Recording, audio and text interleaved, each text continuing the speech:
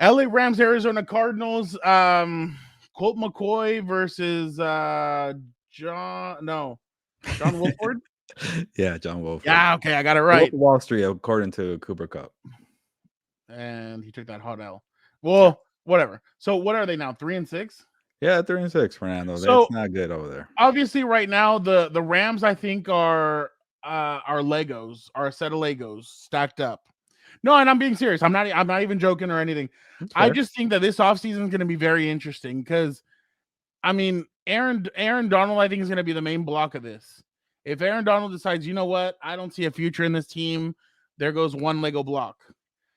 Slowly but surely, things could happen. Things can unravel. I'm really interested to see what's going to happen with the. I think I already put a pitchfork in them. They're done. The Cooper Cup is out for a couple of Pitchfork, weeks. damn, that's a big knife. I mean, big Yeah, no, big no, they're fork. out. Yeah. I got Usually like what's a his name? dinner fork, you know? No, heck no, pitchfork, it's done. Heck, I'd even use what's it, Zeus, or no, not Zeus, King Midas. There I you would go. use his pitchfork to do that. But I just wonder what's gonna happen with the Rams coming up. There's, like I said, there's a lot of uncertainties. You don't know what's gonna happen, but that was just an ugly game over the weekend. Their defense couldn't stop a backup quarterback. Um, it's looking a little shaky for them, especially moving forward. I mean, could they go into New Orleans without Cooper Cup and win? I don't know. I mean, they could fall to 3-8, but I do know Three and this: seven. Gilbert's going to have a great time Oh, in they're New playing the Orleans. Chiefs though after that, so you're right. 3-8. Oh, they're playing the Chiefs after that. Yeah. Oh yeah. Oh, yeah. That's gonna be interesting. Yeah, no, I think they're done. Now it's gonna be what's gonna happen because I mean, if Aaron Donald leaves, and McVay's kind of like, you know what? I mean, that ESPN job could still be, that blank check could still be out there. Why not kick Troy Aikman out of the booth and it's me and Joe Buck, or maybe the three of them, or I don't know what. You're already But thinking about heavy January storylines. How about you just focus on Cooper Cup and staying healthy right now? well, I'm angry at Cooper. I'm angry at Sean McVay. Yeah, I know you Cooper are. Cup is on my fantasy team. Yeah. And now I'm like, okay, like, what am I supposed to do now? And we're getting into the heavy, serious part of the season. And now I'm not guaranteed my 25 points from Cooper Cup. So I'm disappointed. But no, and in all honesty, I'm really interested to see how the Rams continue to march on these next couple of weeks. Will the team unravel? Will they stay united? That's going to be interesting, especially coming off a Super Bowl victory. I wonder really what's going to happen next. But I don't know how you saw it over the week. I mean, I don't know what you think moving forward about Yeah. this team. I think it's fair to start thinking about the offseason storylines. I don't want to get there yet mentally. I don't want to worry about it. But yeah, Aaron Donald just signed an extension. Maybe it's stick around for a year. Sean McVay was flirting with going to the booth. So I don't know. We'll get there when we He get got a there. contract extension also, right? Yeah, so they all got extensions. So maybe they go for another 2 or 3 year run. We'll see. But you know what this reminds me of, Fernando, going back to the original Compas on the Beat days. I feel like every time the Chargers had a loss last year, you kept thinking about Mike Williams is going to be a free agent, and so is going to be a free agent. You bring in guys, you draft guy. You always look ahead. I feel like you're an offseason guy. You like the draft. You like free agency. Well, it's not just that. It's just that I've seen it so often with the Chargers. I mean, I've been around the team since 2013, so I've only been in the playoffs twice. So I haven't really like seen anything else. But hey, once December hits, you start looking forward, or the end of January, or the end of November, beginning of January, or beginning of December, you start looking at free agents. You start looking at how much cap these guys are going to have. Are they going Yeah. to fire their GM? Are they going to fire the head coach? Who are some candidates? D'Amico Ryans that's out there that you could look at. No, Yeah. Okay. We could I mean, transition now my to bad. Today, Chargers. no, it's just that today I was on with our good friend Roger Lodge, and he asked me what I thought about D'Amico Ah, Ryans, yeah. and I said I think he's a next in line. Like, he should be the next in line for a head coaching job this upcoming season. So, but I don't know why. And then I was on another show also where they asked me about D'Amico Ryans, and I was like, yeah, no, this guy deserves to be a head coaching candidate. But yeah, no, that's why I guess that's because of my Chargers tenure that I always look forward, starting in these months. I start looking ahead and I'm like, okay, who, what, when, where, and why, basically. Well, to transition to Chargers, I'm used to early off seasons covering the Chargers, so I could handle it with the Rams. So don't worry about me. I know how to cover this.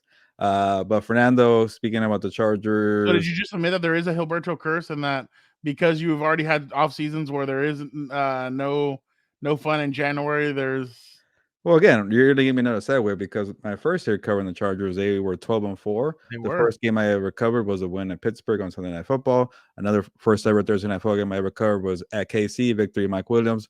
What? And also, even during the bad years, they found the franchise quarterback, the stallion named Justin Herbert. Oh, he threw 5,000 yards. Don't get me started for now. There was a lot of good during my tenure as a You don't like beer Justin cover. Herbert. Yeah, that's where I'm going. Yeah, You don't I like him. do. I do like Justin Herbert. I don't know. But he is not playing good football right now. He's a very pedestrian football player right now. I feel like this is not the Justin Herbert that I'm used to, not what I'm accustomed to. Like he was fun, lights out. He's doing much better than the Rams. I'll say, yeah, that's for sure. Not everything's better than the Rams offense, but I want to look at it calmly, the full scope here. We don't know about his ribs. We cracked them week 2, week 3. We're just gonna expect the guy to play healthy for the rest of the year. We don't know. No Mike Williams, no Keenan Allen, a banged up What, offensive line, no running game really, what? a kind of a so-so defense. So it's tough to say. And also Dan Diego will probably go off of me. He always does, regardless. If I don't mention the coaching, Joe Lombardi, obviously, when I was there, was very conservative. They don't want to push the ball down the field, and I think maybe that's affecting Justin Herbert as well.